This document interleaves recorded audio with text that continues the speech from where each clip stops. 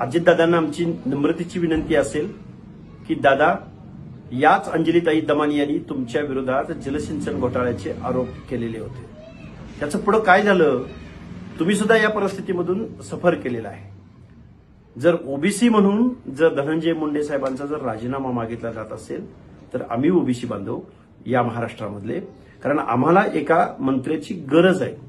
ही गरज असताना जर ठरवून ओबीसीच्या माणसांना टार्गेट केलं जात असेल तर मला वाटतंय आम्ही या बाबतीमध्ये धनंजय मुंडे यांच्या पाठीशी ठामपणे उभे राहू. याच्याही पलीकडे जाऊन या महाराष्ट्रामध्ये अनेक गोष्टी घडतायत. या गोष्टींच्या संदर्भात अंजलीताई दमानी यांनी त्यांच्याकडे जर काही पुरावे असतील तर ते पुरावे कोर्टासमोर सादर करावेत आणि त्यांनी कुठेतरी पोलीस प्रशासनावरती, न्यायव्यवस्थेवरती विश्वास ठेवला पाहिजे. प्रत्येक शक्तीपेक्षा, प्रत्येक स्वायत्त संस्थांपेक्षा, न्यायव्यवस्थेपेक्षा, पोलीस प्रशासनापेक्षा मोठे समजणाऱ्या या अंजलीताई दमानी या आरोप करतात आणि एक सनसनाटी निर्माण करण्याचं काम करतात.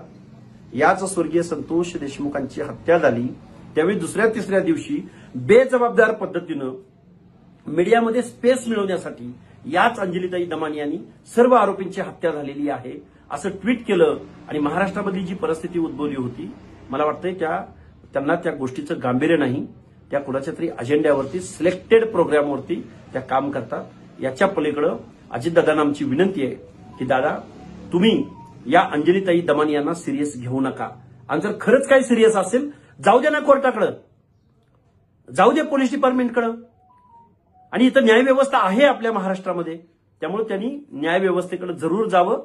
पण अजितदादांना आमची विनंती आहे की स्वर्गीय संतोष देशमुख यांच्या मारेकऱ्यांना शिक्षा झाली पाहिजे. त्यामध्ये कुठलंही दुमत असायचं कारण नाही. परंतु धनंजय मुंडेंचा राजीनामा घेण्यामागचं काय लॉजिक आहे, काय कारण आहे, या गोष्टीचा मात्र सोक्षमोक्ष लागला पाहिजे.